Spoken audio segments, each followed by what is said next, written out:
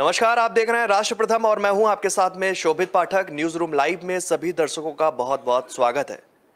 आज हम बात करेंगे कांग्रेस की भारत जोड़ो यात्रा के बारे में, क्योंकि ये बहुत जरूरी बात भी हो गई है करना, क्योंकि लगातार कांग्रेस जो है इस यात्रा के माध्यम से एक लंबा सफर तय कर रही है। भारत जोड़ो यात्रा से क्या कांग्रेस में आएगी नई ऊर्जा? क्या राहुल गांधी इस यात्रा के माध्यम से कांग्रेस को फिर से मजबूत कर पाएंगे? ये सवाल भी सभी के मन में जो है इस वक्त चल रहा है। और इस खबर पर विस्तार से आगे बढ़ते हैं कि देश की एकता और अखंडता को मजबूत रखने के लिए कांग्रेस नेता राहुल गांधी की अगुवाई में कन्याकुमारी से कश्मीर तक भारत जोड़ो यात्रा की शुरुआत की गई है और इस यात्रा को जनता से भारी समर्थन भी मिल रहा है। राहुल गांधी को लोगों से मिल रहे जबरदस्त रिस्पांस को देखते हुए भारतीय जनता पार्टी के लिए यह जन समर्थन आगामी चुनाव को लेकर खतरा भी बन सकता है। लेकिन अभी तक ये यात्रा कांग्रेस के लिए संजीवनी का काम करती हुई भी दिखाई दे रही है, क्योंकि अभी तक इस यात्रा में लोगों का भारी हुजूम कांग्रेस नेता राहुल गांधी के साथ कदम से कदम मिलाता हुआ देखा जा रहा है।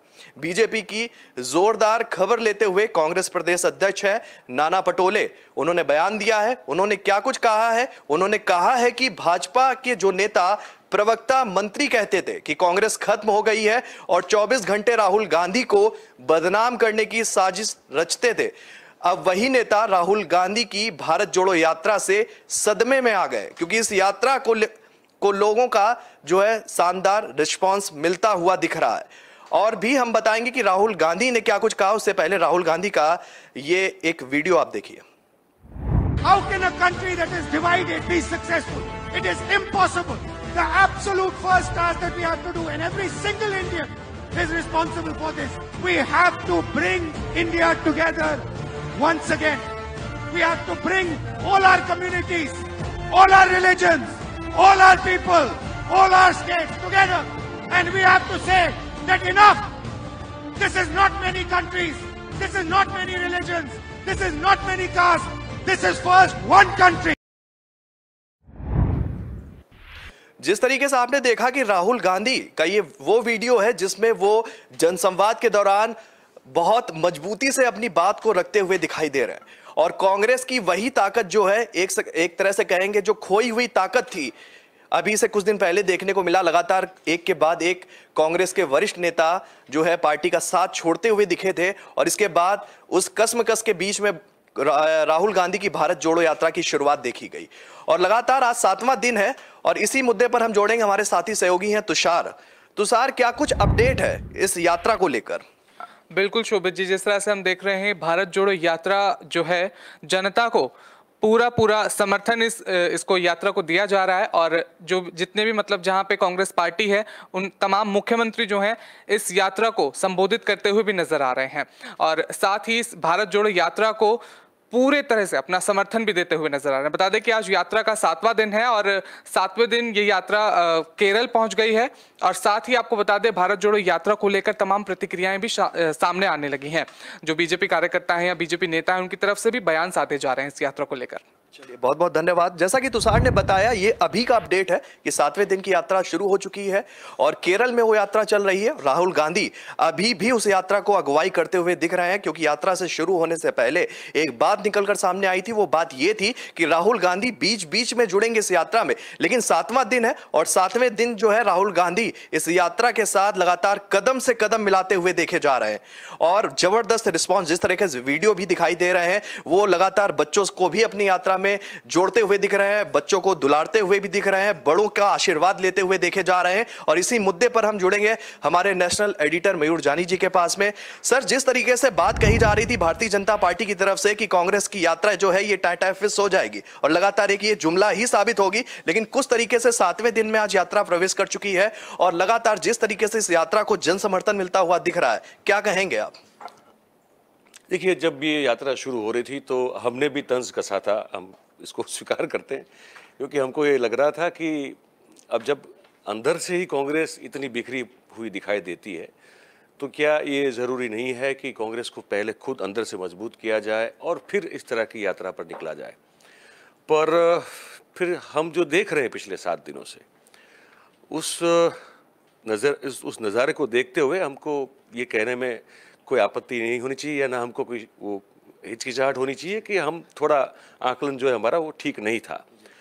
ये जो यात्रा इन्होंने निकाली है, इससे अपने आप ये लग रहा है कि कांग्रेस अंदर से जुड़ती जा रही है। भारत जोड़ो यात्रा के बहाने कांग्रेस अंदर से जुड़ती जा रही है। एक तरह का परीक्षण हो रहा था, होना शुरू हुआ था, जो अभी 7 दिन से हम देख रहे हैं कि क्या लोग जुड़ेंगे, क्या साथ में लोग आएंगे। तो अब तक तो हम देख रहे हैं जो वो ये है कि बड़ी मात्रा में, बड़ी तादाद में लोग जुड़ रहे हैं। और इसके साथ साथ वो भी जो उस दिन खबर हमने पहले दिन चलाई थी कि भाई, अब सुना था उस समय कि ये शायद बीच बीच में जुड़ते रहेंगे राहुल गांधी, लेकिन वो ऐसा नहीं हो रहा है। वो लगातार इसमें जुड़े रहे हैं और साथ ही में चल रहे हैं। तो ये हमने उस दिन भी कहा था कि अगर हमेशा सतत अविरत रूप से अगर वो यात्रा से को शुरू करने से लेके यात्रा के अंत तक अगर वो यात्रा में रहे, तो उसका एक बेनिफिट पार्टी को बहुत बड़ा होगा। जो हम देख भी रहे हैं अभी कि कहीं वो बीच में जा नहीं रहे हैं, उसी यात्रा के साथ चल रहे हैं, और उसका लाभ जो है पार्टी को अभी होता हुआ दिखाई दे रहा है। अब इसकी जो प्रतिक्रिया है वो हम ये भी देख रहे हैं कि भारतीय जनता पार्टी के जो कुछ प्रवक्ता है, अब वो ये निवेदन दे रहे हैं, ये बड़ा आश्चर्यजनक है लेकिन है, कि ये भारत तोड़ो यात्रा है। वो तो ठीक कहेंगे, चलिए उनके, पर ये कह रहे हैं कि इससे देश की अभी की जो केंद्र की सरकार है इसको गिराने की कोशिश है, देश में अस्थिरता पैदा करने की कोशिश है और हिंसा फैलाने की कोशिश है, और उसी के जरिए सरकार गिराने की एक साजिश है, ये कहा जा रहा है। ये जो है ये दर्शाता है कि ये 7 दिनों में भारतीय जनता पार्टी इस यात्रा से चिंतित हो चुकी है। तभी इस तरह के बेबुनियाद आरोप और इस तरह की बातें की जाती है उनकी ओर से, जब वो अंदर से थोड़े बौखला जाते हैं। उनको जब कोई ऐसा कोई तथ्य नहीं मिलता जिसको सामने रख के वो बात करे या निंदा करे या टिका करे या टिप्पणी करे, तब ये बेबुनियाद बातें जो है लेके आ जाते हैं, जो तर्क संगत कभी होती नहीं है लेकिन सिर्फ उछालने के लिए होती है, उछाल देते हैं। तो ये उछाल रहे हैं अभी कि इससे हिंसा फैल जाएगी, इससे सरकार जो है इसको अस्थिर करने की कोशिश की जा रही। मतलब ये समझिए शोभित जी कि अब ये होता हुआ हम देख रहे हैं कि ऐसी कोई भी चीज़ जो प्रवर्तमान सरकार की नीतियों को या उनको उनके विरोध में अगर की जाए, तो वो जो है अब धीरे धीरे हो रहा ऐसा है कि उसको अब राष्ट्र विरोधी करार दिया जा रहा है। मतलब अगर कांग्रेस की यात्रा भी जो है, तो अब वो कहीं कल हो सकता है ये बयान भी आ जाए कि ये तो देश, अब बोल तो दिया देश को तोड़ने की बात हो रही है, लेकिन राष्ट्र विरोधी भी बताया जा सकता है, ये भी हो सकता है। तो हम उस दिशा में जा रहे हैं जहाँ पे कोई भी ऐसी टिप्पणी, कोई भी ऐसा काम, कोई भी ऐसा विरोध, या तो ये कुछ नहीं है, लेकिन कोई सिर्फ अपनी बात रखना चाहे, जो उसका मत हो, उसका पॉइंट ऑफ व्यू हो, लेकिन अगर वो सत्ता में बैठी हुई भारतीय जनता पार्टी को अगर चूभ जाता है, तो फिर वहाँ प्रॉब्लम आपको आ सकती है। उस दिशा में हम बड़ी तेज़ी से, बहुत तेज़ी से जा रहे हैं। तो ये हो रहा है, लेकिन यात्रा जो है कांग्रेस की, भारत छोड़ो यात्रा, ये अपने आप में अभी तक जो हम देख रहे हैं सफल होती हुई। और जैसे मैंने कहा कि भारत तो भारत कितना जुड़ेगा हमको नहीं पता, लेकिन कांग्रेस को अंदर से जो है अपने आप एक ताकत इस यात्रा से मिलती हुई नजर आती है।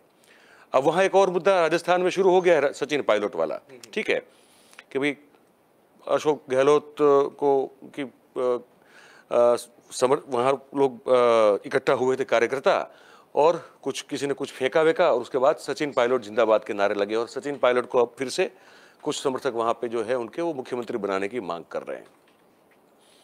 ये मैं मानता हूँ, जहाँ तक मेरी जो समझ है, जानकारी है, ये भी एक भारतीय जनता पार्टी की ही कूटनीति का एक हिस्सा हो सकता है। क्योंकि सचिन पायलट अभी इस समय मैं नहीं मानता कि वो अब इस समय ये चाहेंगे कि इस तरह का कोई मुद्दा जो है फिर से उठे और उनका पार्टी में कोई स्थान जो है, अभी वो एक विवाद पिछले साल हुआ था, उसके बाद चीज़ें जो है ठीक कर दी गई, अब फिर से इस समय वो उस तरह की कोई बात चाहे, मैं ऐसा मानता नहीं हूँ। पर लेकिन भारतीय जनता पार्टी जो है इस तरह के कुछ अपने ही लोग भेजें, क्या किसको पता। अब जो बोल रहे थे वो कांग्रेस के कार्यकर्ता थे, नहीं थे, किसको पता नहीं, लेकिन मुद्दा बन गया। अभी राष्ट्रीय चैनल डिबेट कर रही है सब कि भाई सचिन को सीएम बनाने की मांग हो रही है। तो ये एक इस तरह की बातें जो है, इस तरह के कुछ नोटोरियस काम जो है वो होते हमको दिखाई देंगे। राजनीति में ये सब चलेगा, पर यात्रा जो है ये अब जैसे जैसे आगे बढ़ती है, 7 दिन तो बड़े अच्छे गए हैं, अब ये तो 5 महीने का पूरा एक दौर चलेगा। अब देखते हैं 5 महीने पूरे होने तक ये यात्रा जो है क्या रंग लाती है, और हम तो डे बाय डे उसका आकलन करते रहेंगे, तो समझते हैं, देखते हैं आगे क्या होता है।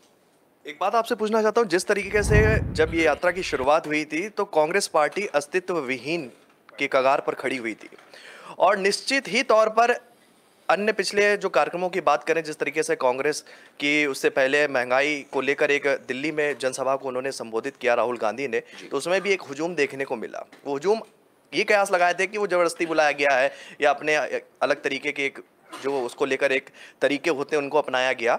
लेकिन भारत जोड़ो यात्रा जिस तरीके से शुरुआत हुई उसको लेकर भारतीय जनता पार्टी ने तमाम वादे कर डाले और तमाम दावे भी किए कि ये जो यात्रा है वो नहीं चल पाएगी, राहुल गांधी जो है बहुत सॉफ्ट है, वो नहीं चल पाएंगे। लेकिन जिस तरीके से डे 1 की अगर हम बात करेंगे, एक बड़ा हुजूम इस यात्रा के साथ में जो है देखा गया है, और 7वां दिन है, जिस जिस जगह से होके निकल रहा है वो हुजूम की तादाद जो है वो लगातार बढ़ती हुई दिख रही है। तो निश्चित ही तौर पर कांग्रेस का मनोबल तो बढ़ा है, लेकिन बीजेपी के, भारतीय जनता पार्टी के उन तमाम दावों का क्या हुआ जिस तरीके से उन्होंने शुरुआत में बोला था कि लगातार ये हवा निकल जाएगी, राहुल गांधी सॉफ्ट है, नहीं चल पाएंगे। लेकिन उसको, इन सब बातों को झुठलाते हुए जो है राहुल गांधी कदम से कदम मिलाते हुए देखे जा रहे हैं। क्या गुजरात चुनाव, हिमाचल चुनाव में भी इसका असर कह सकते हैं कांग्रेस को मिलेगा? कांग्रेस पार्टी क्या मजबूत रास्ते पर चलती हुई दिखेगी?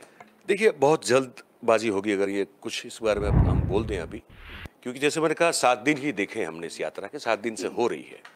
अब वो आगे जैसे बढ़ती है तो क्या इसी जोश और इनका जो अभी दमखम दिख रहा है, अभी दिख रहा है, वो आगे रहेगा?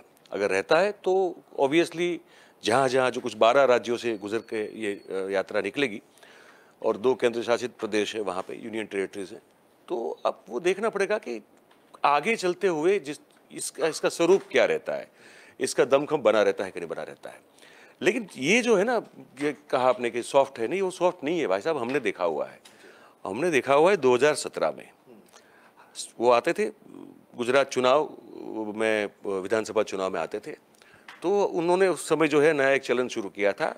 वो देवस्थानों पे जाते थे, अलग अलग देवस्थान पे जाएंगे, मंदिर जाएंगे, दर्शन करेंगे, और जनऊधारी पंडित वाला बयान भी उस समय का बहुत उनका प्रख्यात हो चुका है। तो सौराष्ट्र में बहुत प्रसिद्ध धर्मस्थल है, देवस्थान है, एक माता जी का एक बहुत बड़ा बहुत श्रद्धा है लोगों की। लोग जो हैं 50-50 किलोमीटर, 100-100 किलोमीटर चल के ध्वजा लेके वहाँ जाते हैं, और ऐसा कुछ जरूरी नहीं कि मन्नत ही मांगना है, लेकिन हर पूर्णिमा को ये होता है। जो चोटीला में चामुंडा देवी का एक बहुत बड़ा मंदिर है, और वो छोटी सी हिल पे है। उस हिल पे चढ़ने के लिए जो है, हालांकि इतनी बड़ी हिल नहीं है, लेकिन फिर भी उस मुश्किल इसलिए लगता है क्योंकि चढ़ाई जो है सीधी है, घूमते हुए नहीं है। तो कुछ 300 से ऊपर उसके जो है स्टेप्स हैं, 300 से ज़्यादा ही हैं, पर वो 300 स्टेप चढ़ने में आम तौर पर अगर कोई भी तंदुरुस्त व्यक्ति हो तो उसको कम से कम 1 से सवा घंटा लगता है। राहुल गांधी जिस फुर्ती से चढ़े और उतरे थे 45 मिनट में, उस पर बड़ी डिबेट हो गई थी कि ये, किसी ने कहा कि ये आंकड़ा गलत दिया गया है, लेकिन जो हमारा रिपोर्टर था वहाँ पे, उसने खुद वो रहा था, मतलब वो चढ़ नहीं पाया उस गति से और ना उतर पाया, तो उसने कहा कि सर एग्जैक्टली 45 मिनट। तो शारीरिक रूप से तो मैं मानता हूँ कि अगर फिजिकल फिटनेस की बात की जाए तो राहुल गांधी से फिट पॉलिटिशियन आज की स्थिति में इस देश में कोई नहीं है। हालांकि वो कभी अपनी फिटनेस रिजीम के फोटो वोटो या वीडियोस नहीं लगाते हैं, जैसे हमारे प्रधानमंत्री करते हैं ना, वो चलते हैं कुछ अलग अलग जगह पर, ये सब जो करते हैं वो राहुल गांधी नहीं करते हैं। और पर देखो, उनको तो वो बड़े फिट हैं, तो मुझे लगता है उनका जिम ट्रेनिंग जो है बहुत बढ़िया रहता होगा, और क्योंकि वो फिजिकली पे देखो तो बड़े बिल्कुल स्नायुबद्ध शरीर है, भले हाइट उनकी मध्यम है, तो फिजिकली तो फिट है। मेंटली टफ कितना हो सकते हैं इससे आगे, ये एक समझने वाली बात होगी। मुझे लगता है मेंटली टफ तो होगा जिस आदमी का इतना मजाक उड़ाया गया इस देश में। मतलब कि राहुल गांधी एक दौर ऐसा था कि ये इन्होंने कह दिया ये पप्पू है, और फिर पप्पू उनके, और उन्होंने एक बार बोला भी था संसद में, आपको अगर याद हो तो, कि मुझे ये सब कह के मेरा अपमान किया जाता है, मेरा मजाक उड़ाया जाता है, पर मैं इन सब चीज़ों से विचलित होने वाला नहीं हूँ। तो मेंटली टफ तो है, अदरवाइज कोई आदमी अगर राष्ट्रीय मजाक बन जाए पूरे तौर पे, और फिर भी जो है वो इस दमखम के साथ अगर निकलना चाहता है, निकलता है, तो मुझे लगता है मेंटली भी टफ है।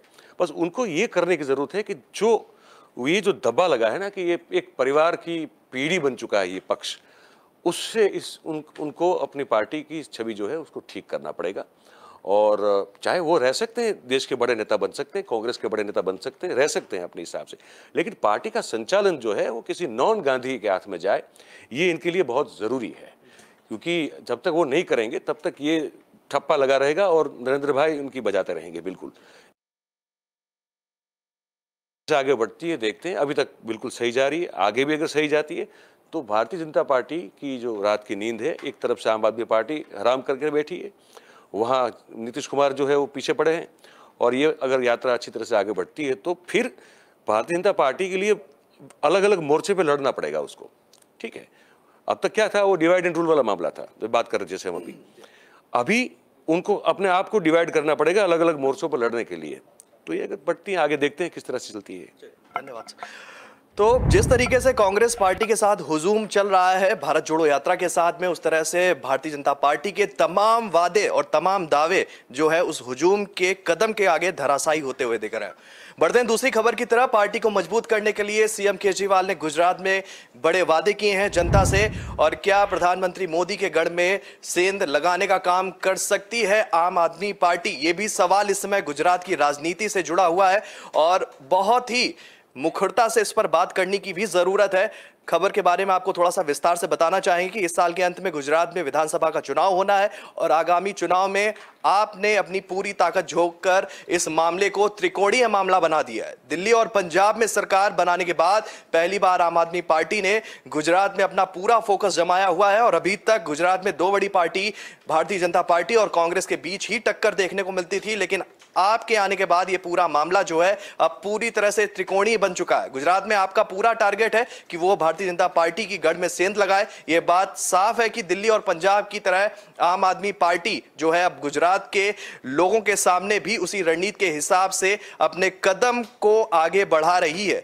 गुजरात में आप मुफ्त बिजली, बेहतर स्वास्थ्य सुविधा और अच्छी शिक्षा पर जोर देती हुई भी नजर आ रही है, और ऐसे में राजनीतिक जानकारों का मानना है कि अगर आम आदमी पार्टी यहां मुख्य विपक्षी पार्टी भी बन जाती है तो गुजरात में आपके लिए सबसे बड़ी बात होगी। निश्चित तौर पर आम आदमी पार्टी को गुजरात चुनाव में इसका बड़ा फायदा भी मिलेगा। इसी मुद्दे पर हम जुड़ेंगे, हमारी साथी सहयोगी हैं मानसी, क्या कुछ अपडेट है इस खबर को लेकर? जी बिल्कुल, आपने सही कहा शोभित जी कि गुजरात में विधानसभा चुनाव होने और अभी तक गुजरात में सिर्फ बीजेपी और कांग्रेस की ही टक्कर हुआ करती थी, लेकिन अब पहली बार होगा कि आम आदमी पार्टी अब पंजाब के बाद अब यहाँ पर अपना जो नेता अपना आजमाएगी। लेकिन अब देखना ये होगा कि जो आम आदमी पार्टी है जो हर जगह यही बोलती है कि मैं मुफ्त सुविधा दूंगा, ये करूंगा, तो इसके साथ ही उन्होंने गुजरात में भी ये वादा किया है कि वो किसानों के लिए जो MSP गारंटी देंगे और इसके साथ 2 लाख रुपए तक का कर्ज माफ करेंगे, और साथ ही ये भी कहा है कि उनको 12 घंटे बिजली भी देंगे, और साथ ये भी उन्होंने जो बेरोजगार लोग हैं उनके लिए ये भी कहा है कि 10 लाख युवाओं को नौकरी भी दी जाएगी। तो अब देखना ये होगा कि क्या पंजाब की तरह गुजरात में भी आपकी सरकार बन सकती है। बहुत बहुत धन्यवाद। जैसा मानसी ने ना, ये होगा कि गुजरात में क्या आम आदमी पार्टी की सरकार बनती हुई दिखेगी। खैर ये तो जो है चुनाव नतीजे आने के बाद ही स्पष्ट होगा कि बनेगी कि नहीं बनेगी, लेकिन इसी मुद्दे पर हम बात करेंगे नेशनल एडिटर मयूर जानी जी से। सर, आपसे जानना चाहते हैं क्योंकि गुजरात चुनाव नजदीक आने के साथ ही भाजपा नेताओं के बयानों में भी जो है परिवर्तन देखने को मिल रहा है। ठीक है, गुजरात प्रदेश अध्यक्ष है गुजरात के CR पाटिल प्रदेश अध्यक्ष हैं, 182 की बात बोल रहे थे। 182 सीटों पर 182 आंकड़े हमें मिलेंगे, और मुख्यमंत्री बदलते ही भूपेंद्र भाई पटेल हैं, उन्होंने कहा था 182 सीटों में हमने 151 जीतेंगे, और इसके बाद में फिर परिवर्तन देखा गया। अमित शाह ने कहा है कि 2/3 यानी कि 121 सीटों का अंदेशा लगाया जा रहा है। तो लगातार जिस तरीके से आम आदमी पार्टी का ग्राफ बढ़ रहा है और भारतीय जनता पार्टी के जो दावे थे वो भी उस ग्राफ के साथ आम आदमी पार्टी का ग्राफ बढ़ रहा है, और भारतीय जनता पार्टी के वादे जो हैं और उनकी वोट की जो है सीट प्रतिशत है वो भी लगातार कम होता हुआ दिख रहा है। क्या कहेंगे सर? बिल्कुल, अब मैं चाहूँगा, अगर हम कोशिश में थे कि इनके जो ये निवेदन थे अगर हम लोग सुना पाए, मुझे पता नहीं हम बाइट काट पाए नहीं काट पाए, हमको पता नहीं। अभी अगर है अवेलेबल तो सुनाना ज़रूरी है, क्योंकि हम कह रहे इसलिए नहीं, लोग देख सके कि ये बोले हुए। तो मुझे याद है कि जब CR पाटिल साहब जब प्रदेश अध्यक्ष बने थे तो उन्होंने जो है बहुत जोश में आके, जब उस स्थानीय इकाई के चुनाव हुए और उसमें बहुत अच्छा प्रदर्शन रहा, कोरोना काल के दौरान की बात है ये, तो उस प्रदर्शन के बाद उन्होंने जो है बड़े जोश में आके कहा था कि 100 out of 182 BJP will win 182 seats, मतलब सभी के सभी सीटें हम जीत लेंगे। ये बड़े उन्होंने जोश से कहा था, छाती फुला के, एकदम सीना तान के। फिर ये हो गया कि कोरोना में कार्यकाल अच्छा रहा नहीं उस सरकार का, तो रूपाणी साहब समेत पूरा मंत्रिमंडल जो है उनको कह दिया कि आप भैया घर बैठ जाओ, नए लोग आएंगे, कुछ चेहरा बदल दिया जाएगा, एक फ्रेशनेस जो है वो दी जाएगी, और ताकि फिर से इनको लोगों का भरोसा हम पर आ सके, बैठ सके। तो विजय रूपाणी जब जा रहे थे, उससे पहले की बात है, विजय रूपाणी का निवेदन जो है वो ये था कि गुजरात में Bharatiya Janata party 150 plus seat जीतेंगी ही जीतेंगी मिनिमम, ठीक है। अब ये उसके बाद वो घर चले गए, उनको घर बिठा दिया गया। उसके बाद बहुत सारे ऐसे नेता हैं 150 प्लस के, मैं बताऊं तो राजनाथ सिंह बोले हुए हैं, योगी आदित्यनाथ बोले हुए हैं, और भी बहुत सारे नेता हैं जो आज जब उनको गुजरात के बारे में पूछा गया, गुजरात आए थे, सब बोले हैं कि मिनिमम 150 प्लस करेंगे। और 150 प्लस इसलिए इनके लिए बहुत ज़रूरी है, मैं पहले से कह रहा हूँ कि गुजरात में सिर्फ एक ही बार हुआ था 1985 में, ठीक है। वो ये हुआ था कि जब गुजरात में कांग्रेस ने माधव सिंह सोलंकी की अगुवाई में 149 सीटें जीतती थी, वो अब तक कोई नहीं कर पाया। नरेंद्र भाई अगर इतने लोकप्रिय हैं, अब हैं वो उसमें भी कोई दो राय नहीं, वो है बिल्कुल है, लेकिन गुजरात में नरेंद्र भाई कभी 130 को भी नहीं छू पाए, समझ रहे हैं मेरी बात को, और वो सीटें कम होती जा रही है उनकी। तो उस स्थिति में अब ये अगर साबित करना हो कि भाई नरेंद्र भाई का गृह राज्य है, और नरेंद्र भाई के गृह राज्य में अगर माधव सिंह सोलंकी का 1985 का अगर रिकॉर्ड न तोड़ा जाए, कभी टूटे ही नहीं, तो फिर उस लोकप्रियता का क्या मतलब बनता है। जो जिसके गाना जो है गाना बजा रहा है, सब गाना बजा रहे हैं उस चीज़ का, आप सब उसकी तारीफ कर रहे हैं, छाती फुला के सीना चौड़ा करके घूम रहे हैं, लेकिन 150 तक कभी पहुंच नहीं रहे। तो ये बड़ा महत्वपूर्ण था। पर अब क्या हो रहा है देखिए, अब कल अमित भाई अहमदाबाद थे, गुजरात के दौरे पे थे, अब वो कह रहे हैं कि भाई बीजेपी 2/3 मेजोरिटी से चुनाव जीत जाएगी। अब 2/3 कितना होता है, 182 का 2/3 करो तो 121.33 होता है, मतलब कि कोई 121 बैठक। तो अब वो बात कर रहे हैं कम होता होता आ गया अभी 121 बैठक पर। तो ये हमेशा रहा है, एक बार उन्होंने ये बोल दिया था कि आने वाले 50 सालों तक भारतीय जनता पार्टी ही राज करेगी, ये भी बोला हुआ है। तो ये अब पता नहीं, ये क्योंकि बड़े मैच्योर लोग हैं, बड़े संजीदा लोग हैं, पर फिर भी कई बार ऐसा लगता है कि ये लोग भांग पी के बोल रहे हैं क्या, कि कुछ भी बोल दिया और हो गया। तो ये मुझे लगता है कई बार कि ये लोग कोशिश करते हैं लोगों की साइकोलॉजी के साथ खेलने की, क्योंकि ये है ना कि एक क्राउड मॉब मेंटालिटी होती है। वहाँ अगर मैंने बोल दिया ये हो गया, आपने हाँ बोल दी, बाकी सब मान लेंगे। तो उस मेंटालिटी का भी उपयोग, उसको भी जो एक्सप्लॉइट करने की कोशिश ये लगातार करते रहते हैं। पर अब वो 182, उसके बाद 150 प्लस, अब उसके बाद 121 पे आके अटके हैं। और इसका सबसे बड़ा श्रेय अगर गुजरात में इनकी इन मानसिकता का अगर दुर्बल करने का जाता है तो वो आम आदमी पार्टी को जाता है, उसमें कोई दो राय नहीं। कांग्रेस का कोई खौफ नहीं है वहाँ पे, अभी भारतीय जनता पार्टी को कांग्रेस का कोई खौफ नहीं है। उसको सिर्फ अभी जो खौफ लगा है वो आम आदमी पार्टी का है। और जिस तरह से वो पार्टी अपना जो विस्तार कर रही है, वहाँ पे लोगों के मन में जगह बना रही है, और केजरीवाल लगातार जा रहे हैं। हमने वो कल देखा, वो पुलिस को बोल देते हैं कि मेरी रक्षा तो ऊपर वाला करता है, मैं तो उसी के भरोसे हूँ, आप मुझे कैद कर रहे हो, आप मुझे जाने दे रहे हो, मैं आम आदमी हूँ, मैं जनता का आदमी हूँ। अब वो चीज़ जो है वो है नौटंकी, लेकिन जैसे नरेंद्र भाई के भी बहुत सारे ड्रामेटिक्स होते हैं, इनके अपने तरह के हैं। तो ये भी लोगों को छू रहा है, ये टच कर रहा है। और फिर उनके पास दो मॉडल है, दिल्ली और पंजाब का दो मॉडल है। वो बता रहे हैं कि हमने ये किया है। जैसे उस दिन हमारी बात हो रही थी ना कि अब संविदा कर्मियों को परमानेंट कर दिया जाएगा और बाकी सब। तो ये चीज़ें जो है असर करती है जब आप कुछ करके बोलते हैं। हालांकि समझ लीजिए आपने 100% वादा किया था, उसमें से आपने 60% पूरा किया, लेकिन 60% किया अगर आप उसको दिखा सकते हो तो उस चीज़ का असर जो है वो लोगों के मन पे ज़रूर होता है।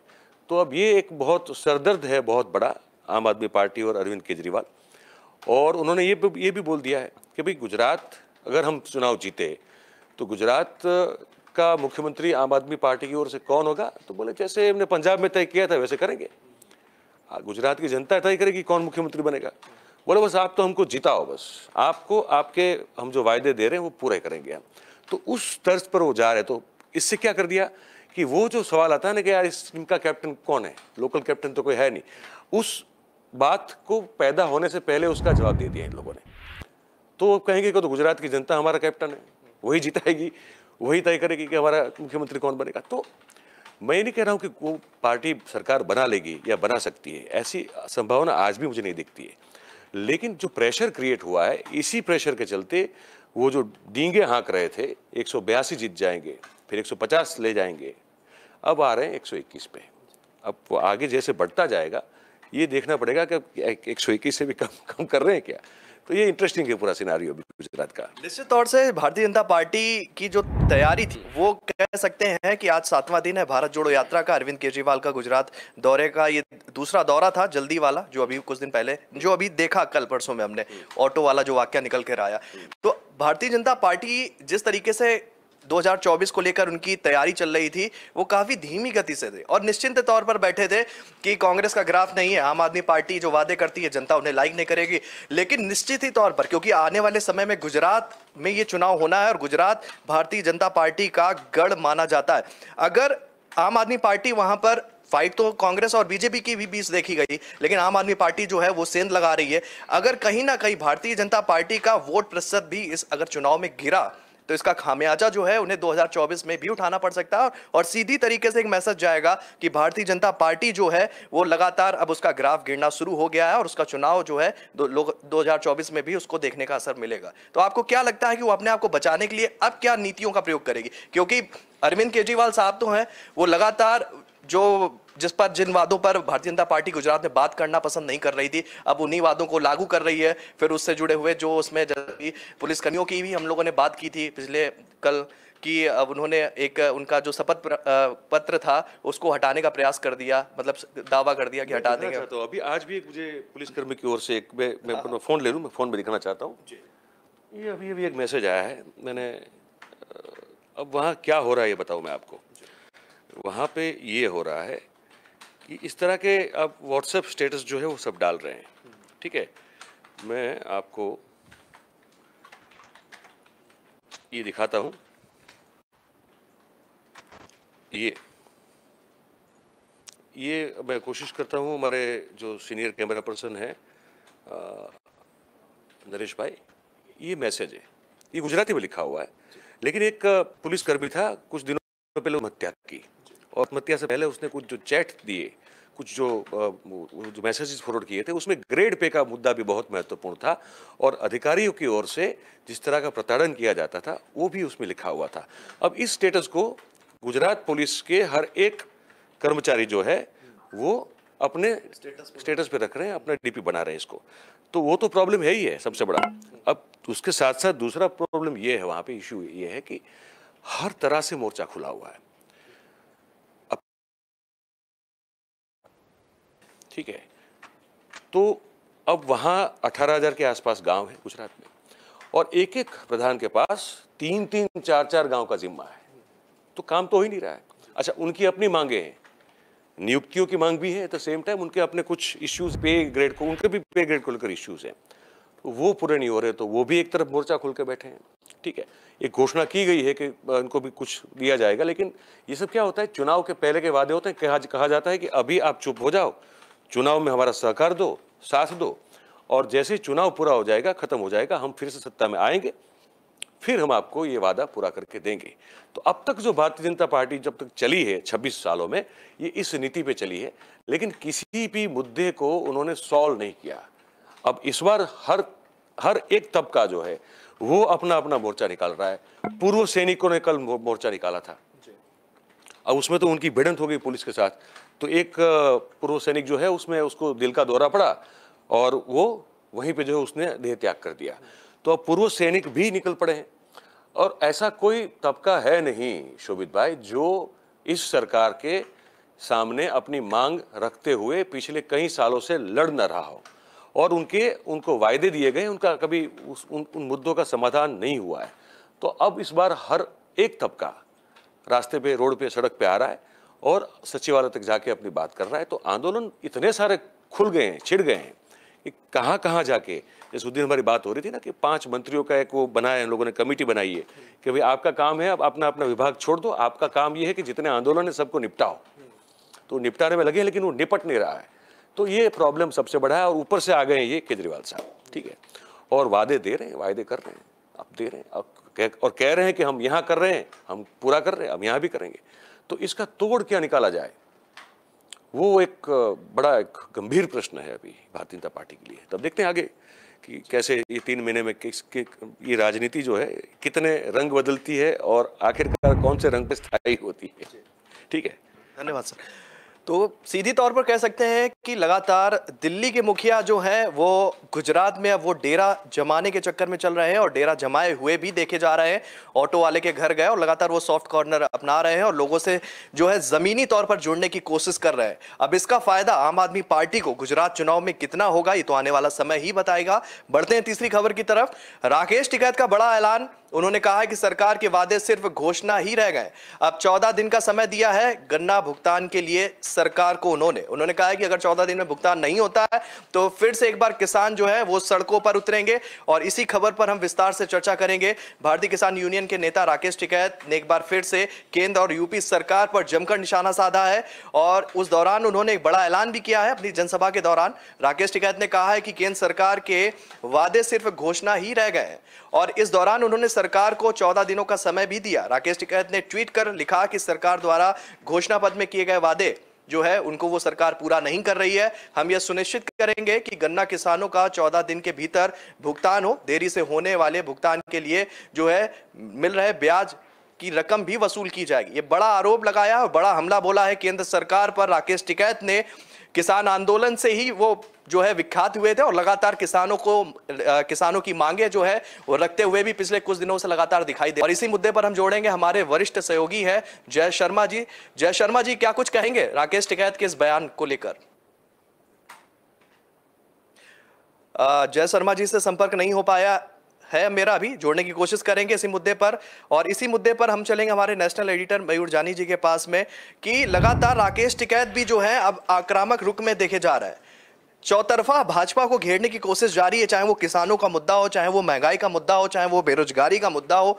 तो भाजपा के लिए जो है अब हर तरीके से जो है भाजपा के ऊपर प्रहार होना शुरू हो गए। राकेश टिकैत का भी नाम पीछे था, वो कल उन्होंने पूरा कर दिया, वो भी उनकी लिस्ट में भी उनका पहले नंबर पर नाम आ गया। क्या कहेंगे सर?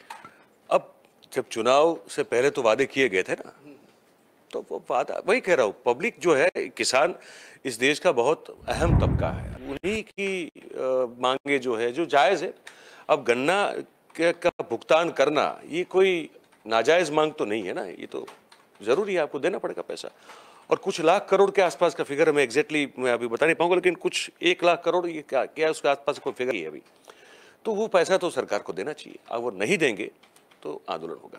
अब देखिए, योगी जी ने दूसरी बार सत्ता हासिल की है, अनडाउटेडली उनको जो वोट मिले हैं वो ये कहा जाता है कि भाई जिस तरह से उन्होंने माफियाज को या जो असामाजिक तत्व थे, गुंडे थे, बाहुबली थे, उन सबको ठीक कर दिया, तो उस पर दूसरी बार सरकार आपकी बन गई, अच्छी बात है।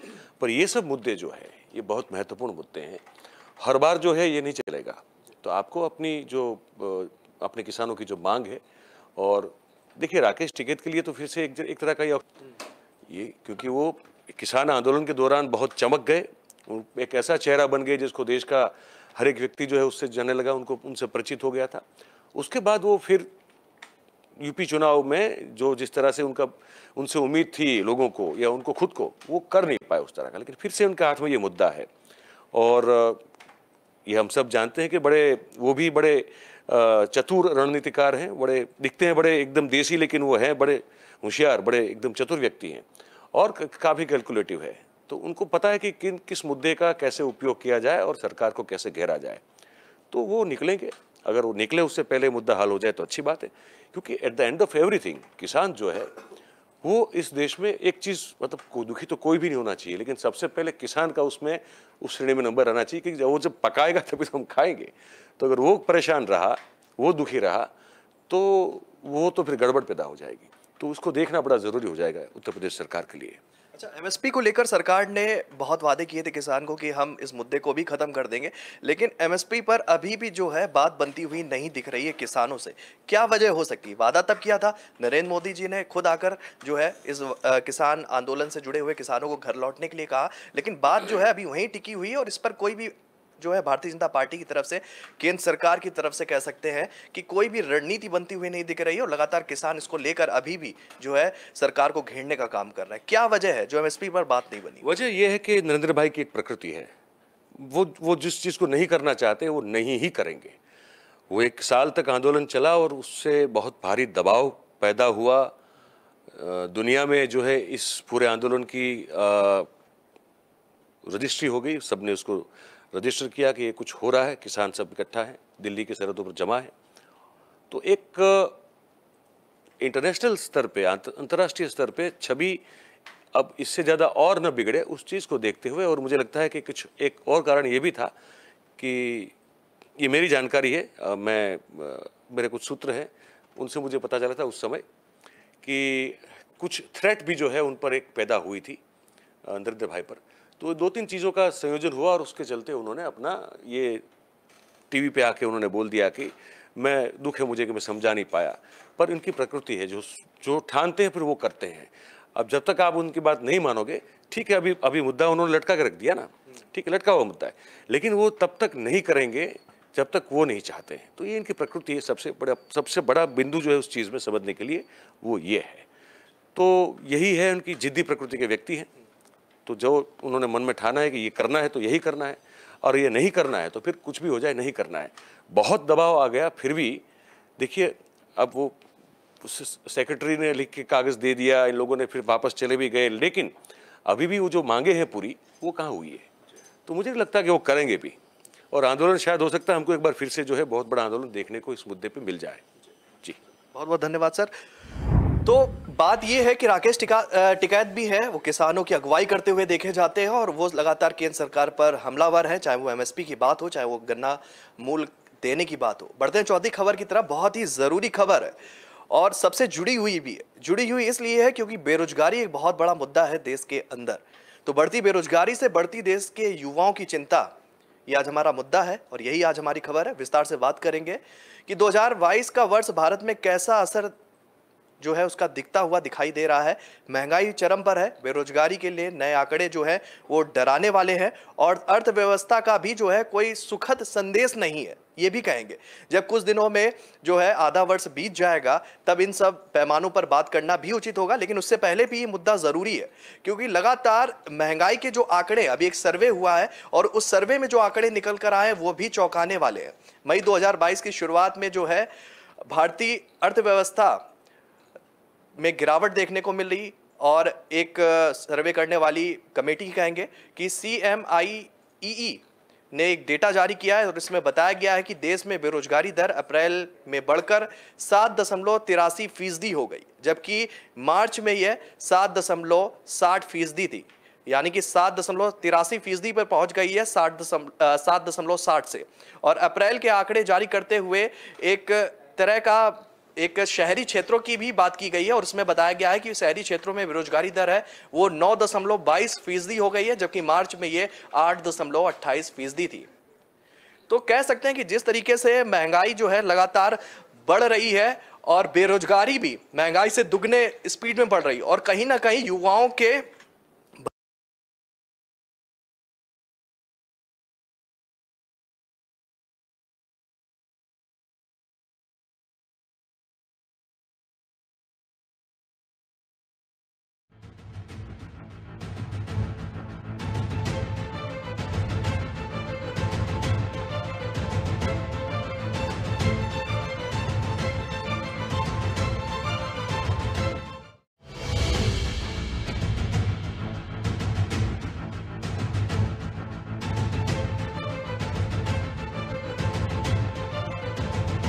इस तरह से 2 करोड़ की रोजगारी की बात थी मोदी साहब। उसके बाद फिर ये कहा गया कि प्रधानमंत्री ने कहा कि भाई पकौड़ा तलना भी तो रोजगार है, ठीक है। तो फिर वहाँ से पूरा एक अचानक से एक नैरेटिव चेंज हो गया कि आप पकौड़े तल सकते। भाई वो तो आप नहीं बताओगे तब भी पता है, आज आपने नहीं बताया तो उससे पहले भी लोग पकौड़े तलते थे पूड़ियाँ बनाते थे, सब्जी खिलाते थे और धंधा करते थे, उसमें कोई नई बात नहीं है ना।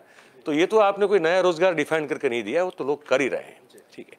लेकिन आपने सरकार की ओर से जो आप कह रहे थे कि हम उन संभावनाओं के क्षेत्र को खोल देंगे जहां इतनी रोजगारी पैदा हो जाए।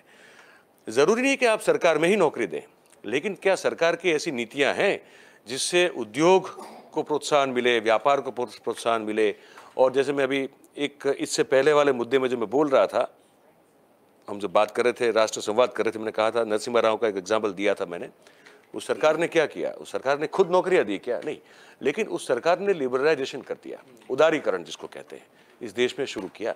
तो उसके चलते जी इस देश में जो क्षेत्र थे ही नहीं, जैसे सर्विस सेक्टर कहाँ था हमारे यहाँ पे, था ही नहीं, ठीक है।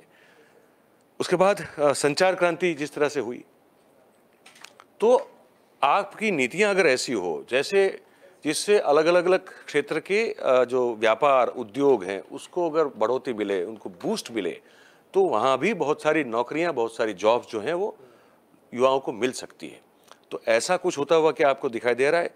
तो जवाब हमको ये देना पड़ रहा है कि नहीं, ऐसा कुछ खास अभी होता हुआ दिखाई नहीं दे रहा है। जो काम ज़्यादातर मैक्सिमम लेवल पर जो भी चल रहा है वो रास्ते, रोड, सड़कें बनाने, सड़क बनाने का काम बड़ी तेज़ी से इस देश में हो रहा है, ये मानना पड़ेगा।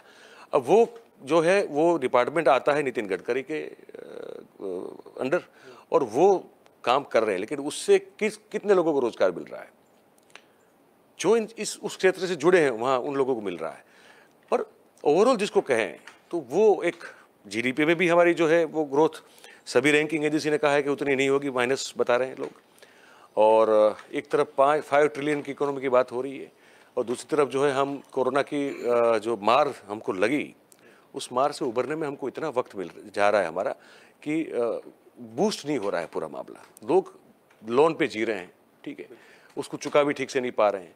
डिफॉल्टर्स जो हैं उसकी तादाद बढ़ती जा रही है क्योंकि लोगों के पास चुकाने के लिए पैसे नहीं है। तो अभी स्थिति में युवा जो है वो नौकरी अगर पाना चाहता भी है तो उसकी योग्यता के अनुसार उसको नौकरी कहीं मिलती है क्या? ये भी सबसे बड़ा सवाल है। उसकी क्षमता के अनुसार या योग्यता के अनुसार, उसकी पढ़ाई के अनुसार उसको तनख्वाह मिलती है क्या? ये भी सबसे बड़ा सवाल है।